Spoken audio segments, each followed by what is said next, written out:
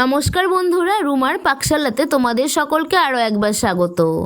আজ আমি তোমাদের সাথে শেয়ার করব পাস্তা দিয়ে কুরকুরে রেসিপি, একদম সহজভাবে। ভিডিওটি স্কিপ না করে ফার্স্ট থেকে লাস্ট অবধি দেখার অনুরোধ রইল। আশা করি তোমাদের ভালো লাগবে। তাহলে চলো রেসিপিটা দেখে নেওয়া যাক। আমি এখানে 200 গ্রাম পাস্তা নিয়েছি, হাফ বাটি কর্নফ্লোর নিয়েছি আর 1 কাপ ময়দা নিয়েছি। আর কুরকুরে বানানোর জন্য আমি কিছু মশলা নিয়েছি। চাট মশলা, লাল লঙ্কার গুঁড়ো, ম্যাগি মশলা, বিট নুন আর গোলমরিচ গুঁড়ো। সবগুলো আমি পরিমাণ মতো ব্যবহার করব। এখন আমি গ্যাস অন করে একটা কড়াইয়ের মধ্যে জল বসিয়ে দিয়েছি।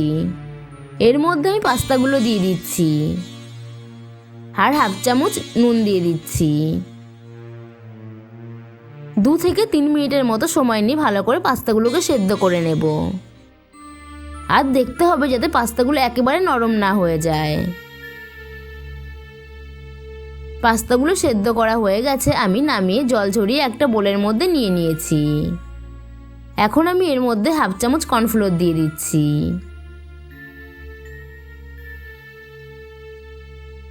আর 2 চামচ ময়দা দিয়ে দিচ্ছি। তোমরা এখানে কর্নফ্লোরের বদলে চালের গুঁড়ো বা অ্যারোরুটও ব্যবহার করতে পারো। হালকা হাতে ভালো করে মিশিয়ে নিচ্ছি।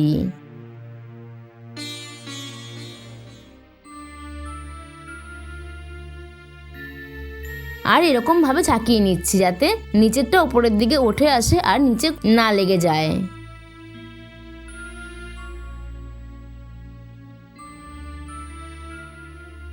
আর এরকম একটা ছাঁকনি নিয়ে নিয়েছি আর ছাঁকনির সাহায্যে ভালো করে ছেঁকে নিচ্ছি যাতে ময়দার গায়ে যে অবশিষ্ট অংশটা লেগে থাকবে সেটা ছাঁকনির নিচ দিয়ে বেরিয়ে যাবে। এখন আমি কুরকুরের জন্য একটা মশলা বানিয়ে নিচ্ছি। এরকম একটা বোল নিয়ে নিয়েছি। এর মধ্যে আমি হাফ চামচের একটু বেশি বিট নুন দিয়ে দিলাম, হাফ চামচ গোলমরিচ গুঁড়ো দিয়ে দিলাম আর 1 প্যাকেট ম্যাগি মশলা দিয়ে দিলাম।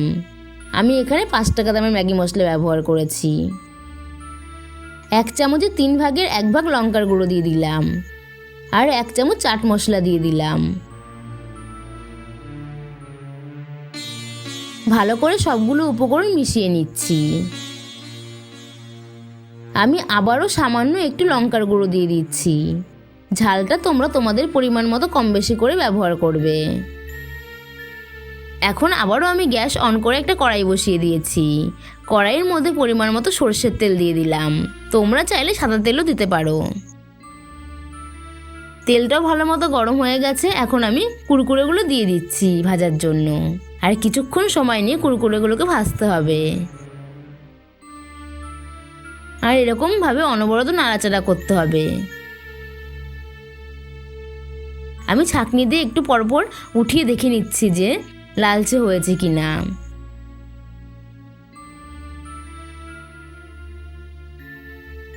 তোমরা যদি চাও অনেকটা কড়া করেও ভাজতে পারো, আর যদি না চাও তাহলে হালকা করেও ভেজে নামিয়ে নিতে পারো।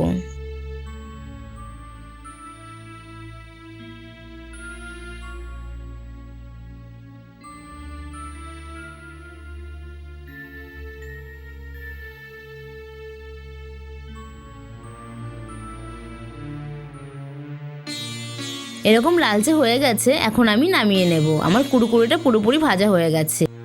এরকমভাবে আমি সবগুলো কুরকুরে ভেজে এরকম একটা প্লেটের মধ্যে নিয়ে নিয়েছি। এখন আমি ওপর দিয়ে কুরকুরের জন্য যে মশলাটা বানিয়েছিলাম সেটা ছড়িয়ে দিচ্ছি।